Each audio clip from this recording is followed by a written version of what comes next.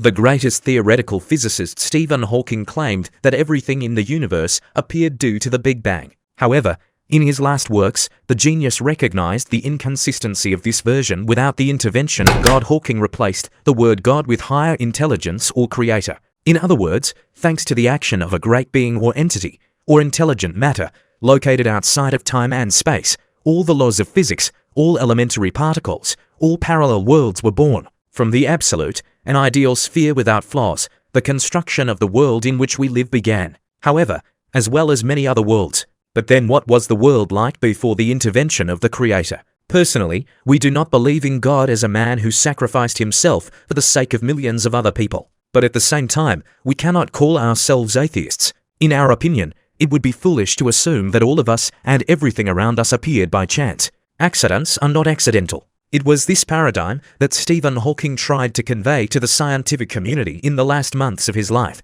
All scientific knowledge is anti-scientific if we exclude the manifestation of the Creator from it. And who created the Creator himself? How did he appear? Churches, mosques, cathedrals, and synagogues are actually places where psychologists, under the guise of faith in the Lord God, help people. Faith is a very unreasonable and individual concept. It seems to us that there are no unbelieving people. It's just that many people believe in something else.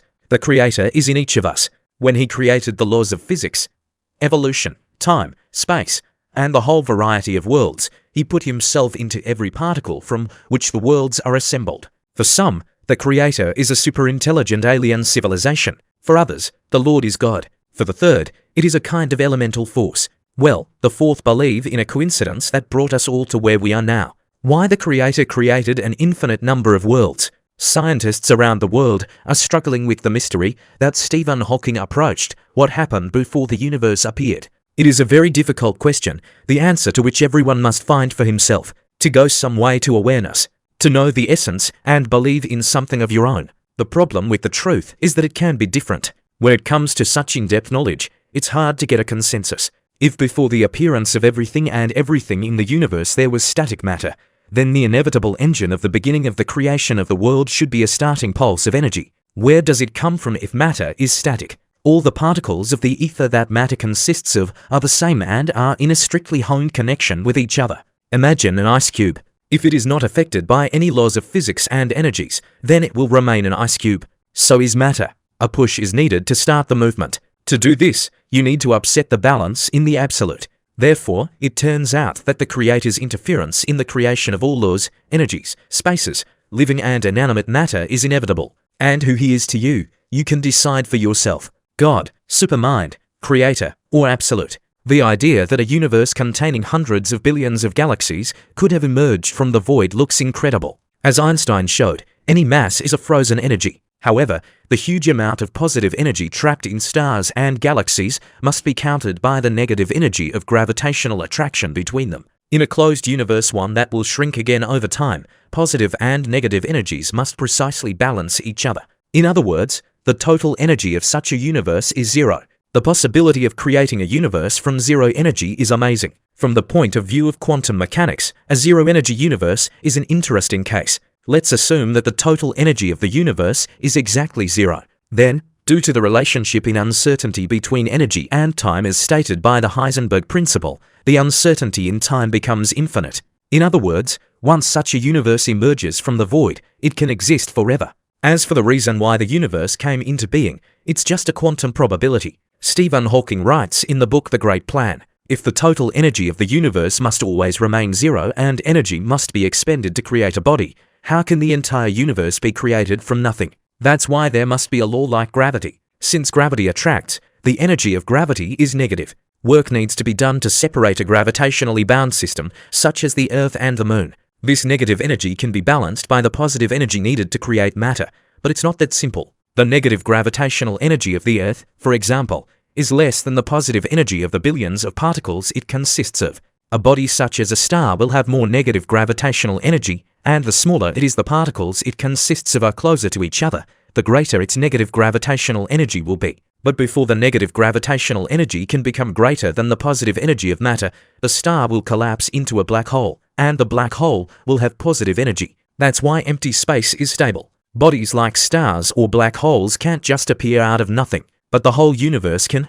Quantum mechanics agrees with Stephen Hawking's conclusions. The Russian-born American scientist Alex Valenkin in the book The World of Many Worlds showed that a tiny piece of an energy-filled vacuum can spontaneously appear from the initial state of emptiness. Under the influence of negative pressure, this piece of energy vacuum will experience unrestrained expansion. In a couple of microseconds, it will reach cosmic dimensions, emitting a stream of light and matter, creating a Big Bang. Thus, the transition from emptiness to being takes place in 2 stages. In the first, a tiny piece of vacuum emerges from the vacuum. In the second, it inflates into a matter-filled precursor to the universe that we now see around us. At the moment, the principles of quantum mechanics governing the first stage are the most reliable principles in science. As for the theory of inflation, which describes the second stage, since its creation in the early 80s, it has been successfully confirmed not only theoretically, but also empirically, in particular, by the distribution of the relic radiation left after the Big Bang. What happens to time at the moment of the Big Bang? The general theory of relativity is combined with quantum theory. The time-space curvature is so great that all 4 dimensions behave the same way. In other words, there is no time as a special parameter. And if there is no time, then there is no way to talk about the beginning of the universe in time, which eliminates the problem of creation from nothing. Thus, the singularity at the beginning of the universe is not an event in time, but rather a temporal boundary or edge.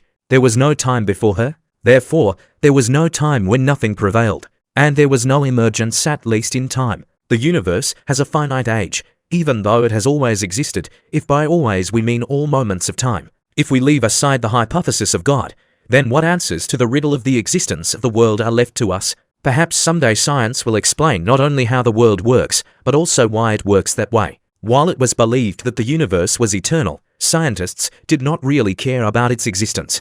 Albert Einstein, in his hypotheses, simply accepted that the universe is eternal, and even adjusted the equations of the theory of relativity accordingly. However, with the adoption of the Big Bang concept, everything changed. Experiments show that we live in the expanding and cooling remnants of a cosmic lump that exploded about 14 billion years ago. What could have caused this initial explosion? And what preceded it, and did anything at all precede it?